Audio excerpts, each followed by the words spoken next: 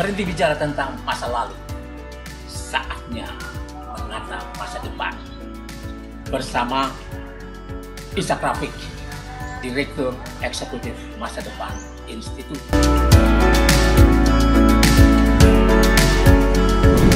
Assalamualaikum warahmatullahi wabarakatuh.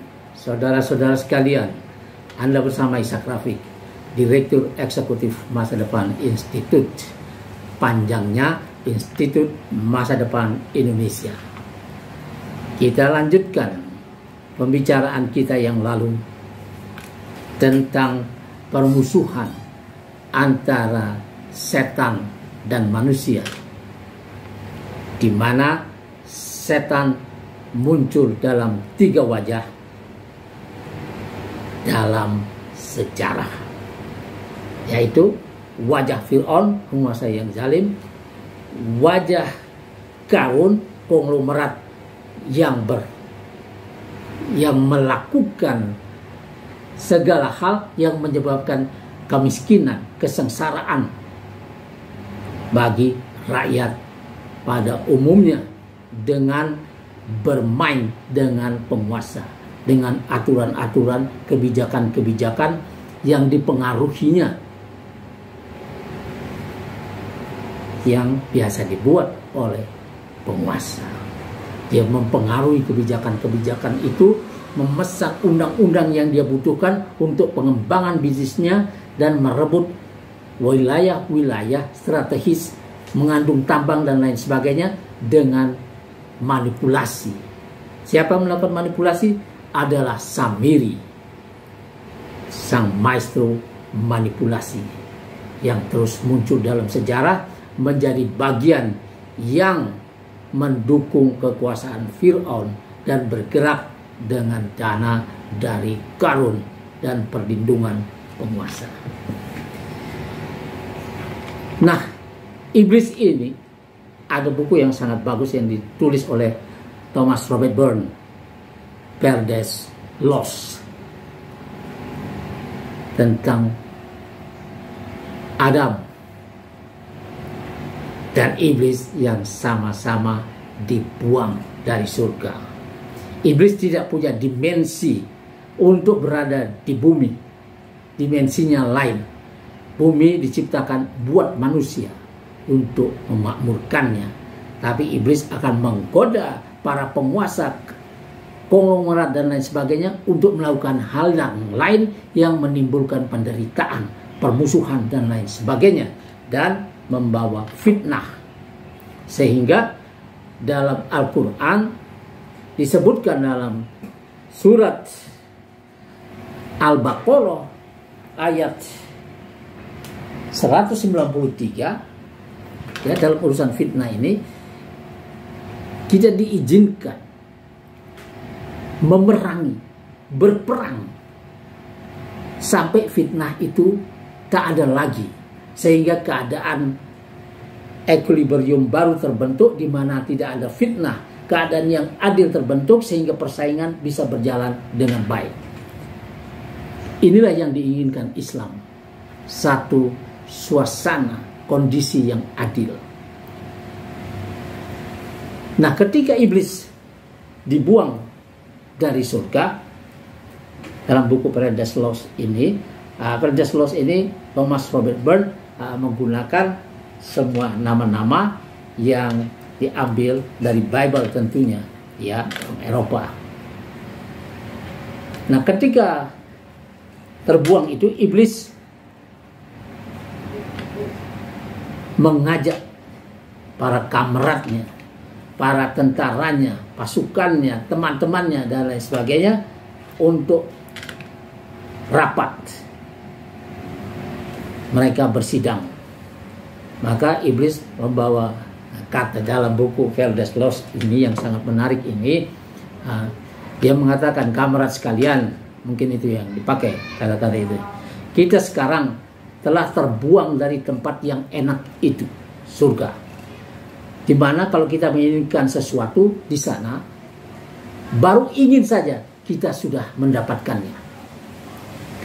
Kini di tempat yang gersang dan penuh bahaya ini, dunia, bumi, bila kita menginginkan sesuatu, meski kita telah bekerja keras, kita cuma mendapatkan hukuman dan kelelahan. Situasi ini bikin frustrasi, kata iblis. What is to be done? Apa yang harus kita lakukan? Nah, kemudian ada 4 pembicara yang memberikan reaksi kepada pertanyaan iblis itu. Iblis pemimpin semuanya. Yang pertama adalah Moloch, nama Moloch. Dia pembicara pertama. Dia tipe galak, berangasan, dan otaknya rada tumpul. Dia mengatakan seperti ini. Kita tidak bisa menerima ketidakadilan ini. Dia merasa tidak adil. Allah telah melakukan ketidakadilan terhadap mereka dengan membuangnya dari surga. Tempat kita telah diambil oleh pendatang baru yang hina dan masih hijau, katanya. Karena itu kita harus membalasnya. Kita harus melakukan perang terbuka. Kita serang surga sampai hancur. Kalau kita tidak bisa tinggal di sana, biar tempat itu musnah saja. Kalau kita kalah, balas dendam akan jalan terus. Inilah Moloch yang di kalangan setan dianggap ya sebagai orang dengan bertipe galak, berangasan, dan otaknya rada tumpul. Dari sarannya itu memang terlihat tumpul. Kemudian pembicara kedua adalah Belial. Dia tipe ilmuwan kampus, tenang, lebih senang menyebut dirinya kaum realis. Orang kampus biasa.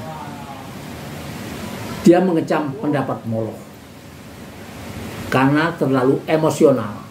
Baginya tindakan seperti itu seperti membenturkan kepala pada tembok.